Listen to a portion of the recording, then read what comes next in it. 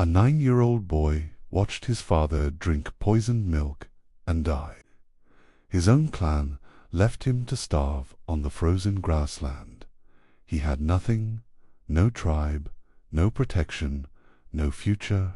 Let me tell you about the man who conquered more land than anyone in history. The boy who killed his brother by a frozen river. The warrior who turned 19 starving men into the core of the greatest army the world has ever seen. His name was Temujin. You know him as Genghis Khan. Settle in.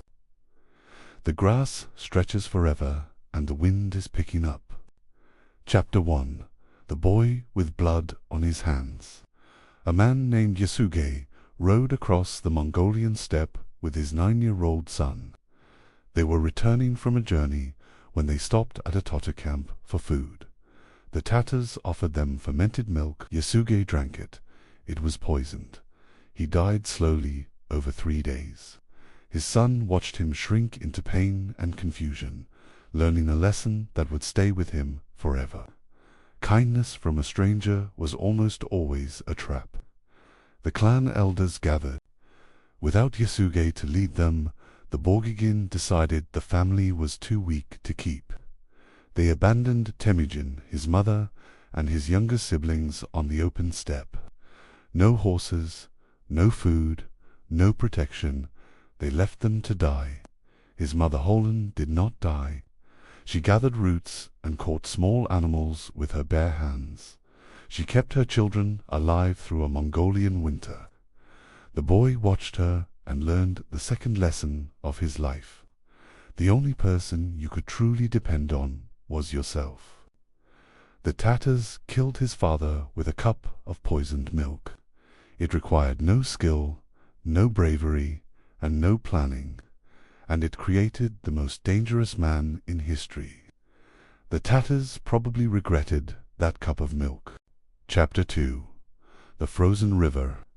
The family survived the first winter, but barely. They ate roots, they ate boiled leather, they ate small marmots that Holen dug out of their burrows. With a stick, Temujin had an older half-brother named Bektar. Bektar was bigger and stronger. When food was scarce, he took more than his share. He hoarded what little they had and bullied the younger children. Temujin watched this for weeks. He asked his mother what to do. Holen, exhausted and starving, did not give him a clear answer. So Temujin made a choice. He took his younger brother, Kasar, and a bow. They found Bektar by the river. Temujin told him what he had done wrong. Bektar begged. Temujin drew the arrow and fired. Then Kasar fired another. He walked back to his mother and told her what happened. Holen exploded with fury. She screamed at him. She called him a destroyer. He stood there and took it. But inside, he knew he had made the right choice. Bektar would have torn the family apart. Someone had to act. He was 11 years old. The morning of the killing, he woke before dawn. The tent was cold. His mother was still asleep. He sat at the opening and watched the horizon turn grey. He knew what he was about to do. He sat there for a long time, just watching the light spread across the grass. Chapter 3. The Bride Theft. Years passed. Temujin grew into a young man. He was not particularly tall or strong, but he had a quality that drew people to him. He was calm, he was calculating. He did not waste energy on anger. When he was a child, his father had arranged a marriage for him with a girl named Bort from a neighboring tribe. Now it was time to collect. He rode to find her. The meeting was awkward. Borte's family was not sure what to make of this young man with no father and no tribe, but the promise had been made. They married in a simple ceremony. Temujin brought his new wife back to his camp in an empty cart. For a few months, life was good. He had a wife, he had a small family. He was building something. Then the Merkits raided the camp at dawn.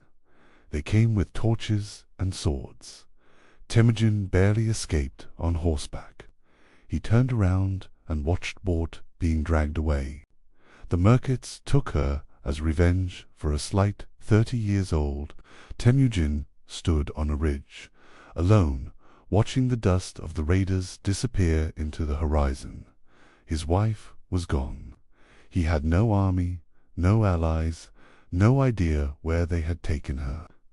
Most men would have given up. Temujin got angry.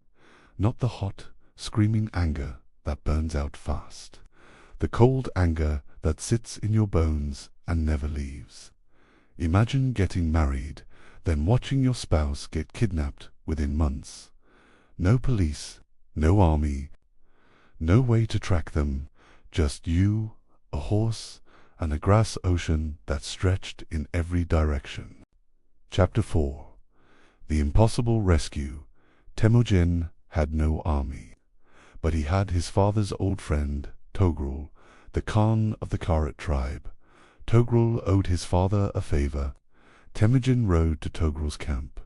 He did not beg, he did not cry.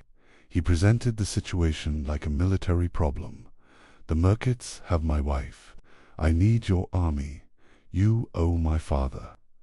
Togrul looked at this young man with the cold eyes and decided to help. He gave Temujin 20,000 horsemen. The plan was simple. Ride to the Merkit camp at night. Hit them when they least expected it. Get Bort back. The attack worked. The Merkits scattered into the darkness. Temujin rode through the chaos, shouting Borte's name. He found her in a small tent. She was alive. She was terrified. He did not ask her what had happened. He just took her hand and led her out into the moonlight. Months of emptiness and fear, and now she was standing next to him on the open steppe. For the first time since his father died, Temujin felt like he had won something. The night before the rescue, he sat alone by a small fire. He looked at the stars and made a promise. He would never be powerless again. He would never watch someone he loved be taken. The fire burned low, and the grass swayed in the wind.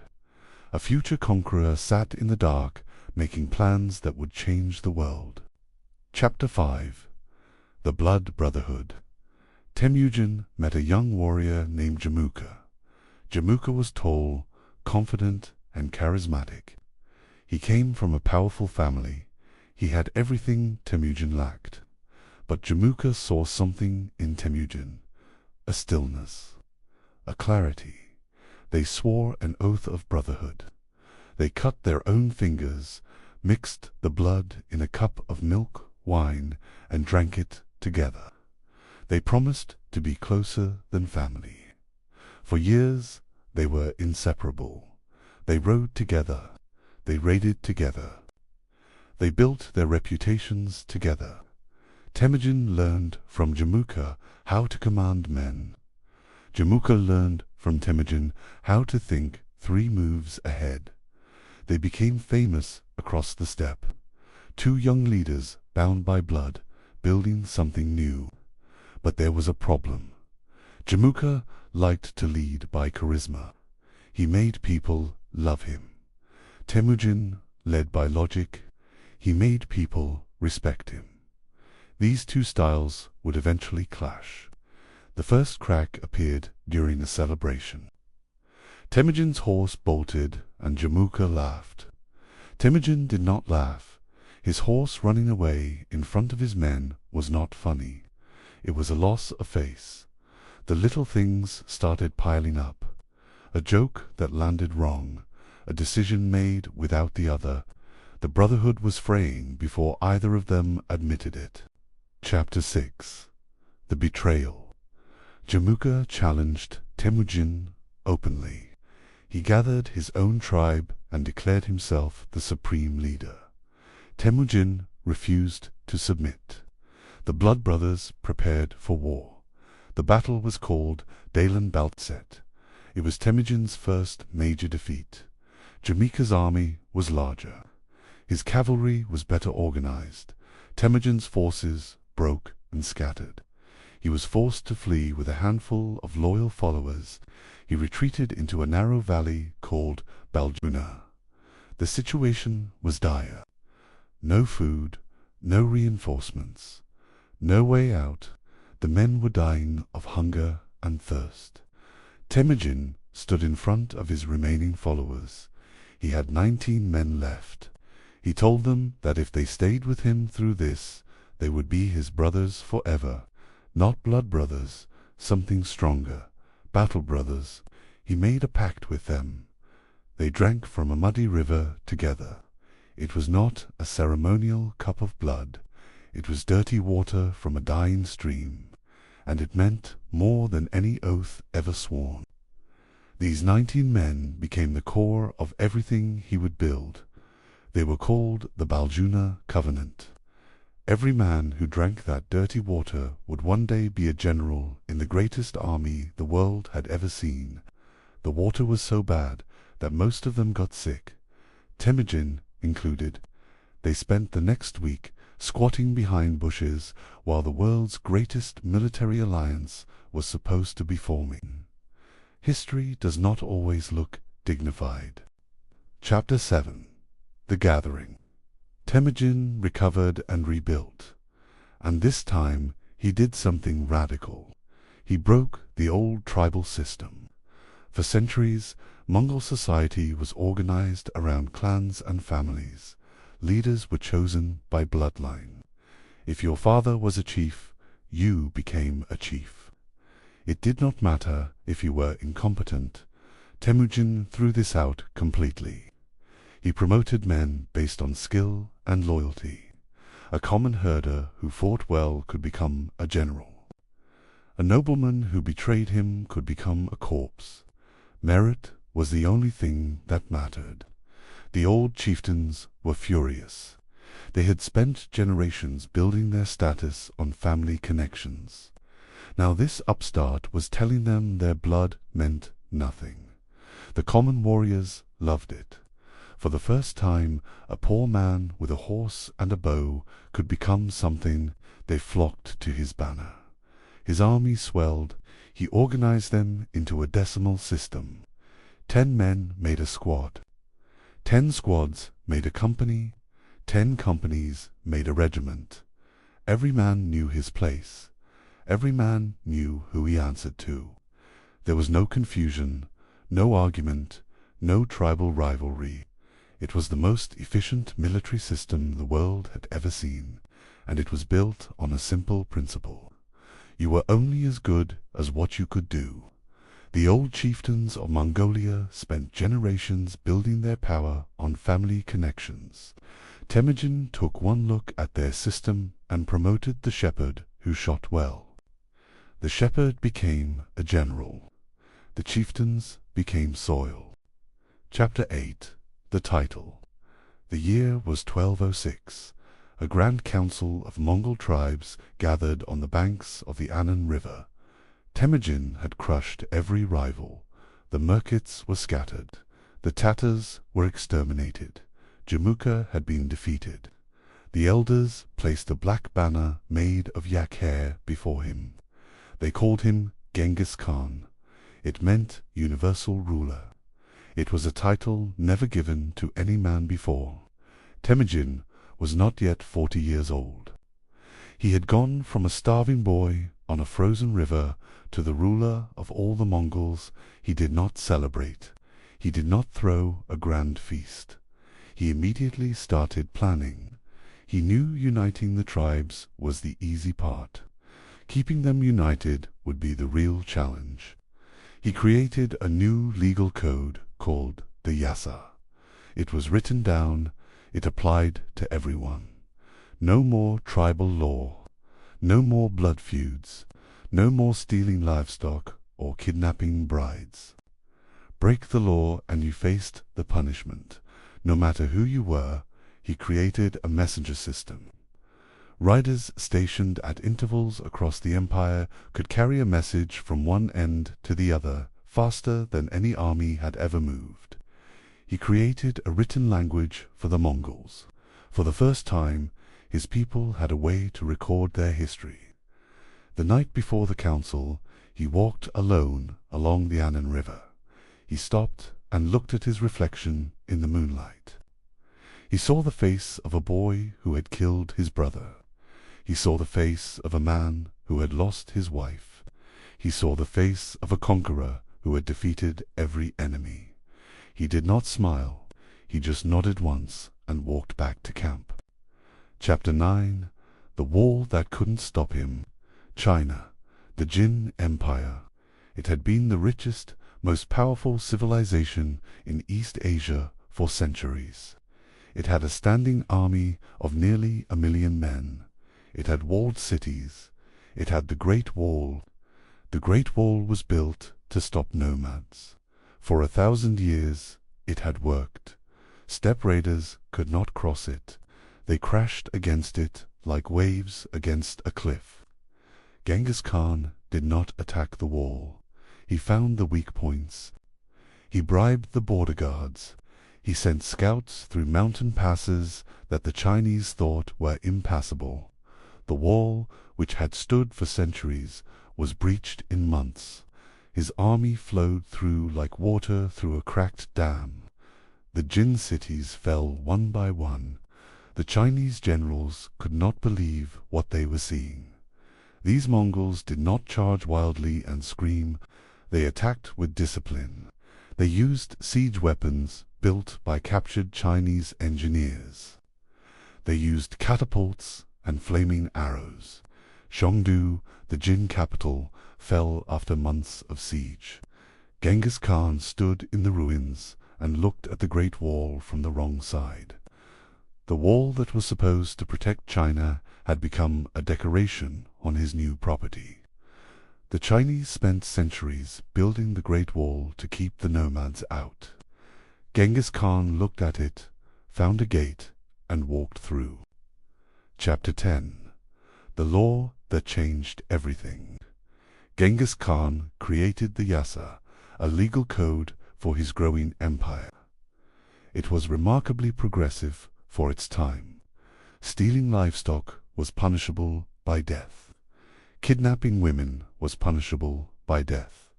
Deserting your unit in battle was punishable by death. The punishments were harsh, but they were clear and consistent. Everyone knew the rules. Religious freedom was guaranteed. Buddhism, Islam, Christianity, and native Mongol shamanism were all protected. Genghis Khan did not care what gods his subjects worshipped as long as they obeyed the law. Priests of all religions were exempt from taxes. Postal stations were established across the empire. A rider could travel 200 miles in a single day by switching horses at these stations. Messages traveled faster than they ever had in human history. Trade routes were secured. Merchants could travel from the Black Sea to the Pacific Ocean without being robbed. This had literally never happened before. The Silk Road entered its golden age because Genghis Khan made it safe. The old tribal chiefs watched with confusion. They expected a conqueror who burned everything. Instead, they got a man who cared about mail delivery and religious tolerance. Under his rule, a merchant could travel from the Caspian Sea to Beijing without a weapon. 4,000 miles. The Roman Empire never achieved this. The Persians never achieved this. The Mongols did it on horseback. Chapter 11. The Last Enemy. Jamukha was captured by his own men. They brought him to Genghis Khan in chains. The two blood brothers faced each other one last time. Genghis ordered the chains removed. He offered Jamukha his old place by his side. He said, "We were blood brothers. Let us be brothers again. Let us rule together." Jamukha refused. He told Genghis they were too different. "You have the Sky Father's favor," he said. "I was the shadow that made you stronger." An empire cannot have two sons.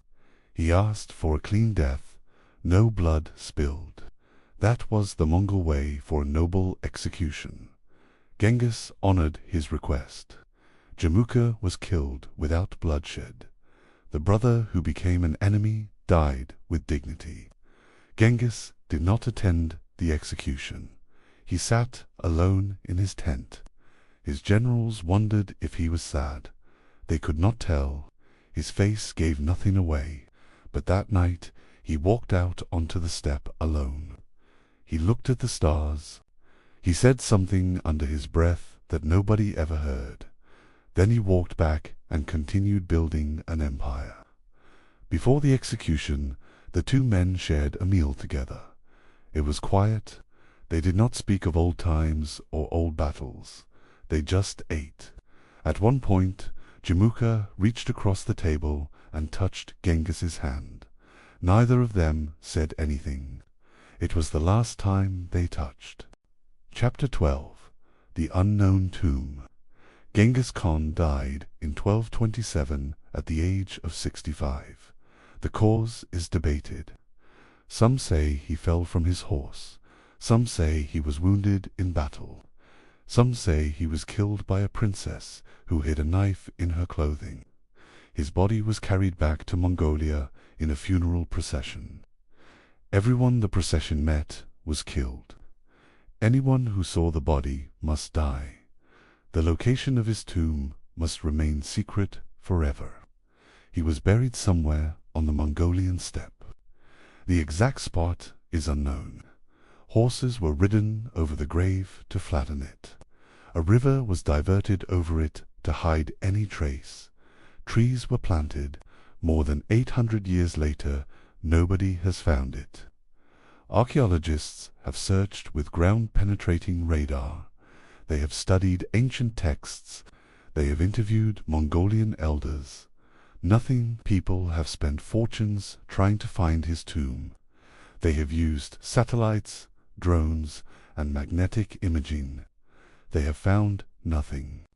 A man who conquered more land than anyone in history managed to disappear completely.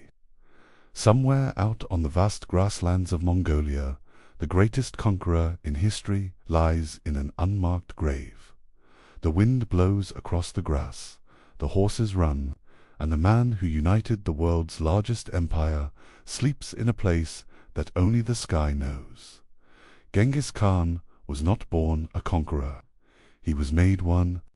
The steppe took a 9-year-old boy who had lost everything and turned him into the most powerful human being who ever lived. He did not stop when he had enough. He stopped when the world ran out of land. And then he disappeared, leaving nothing behind but grass and wind, and an empire that changed history forever.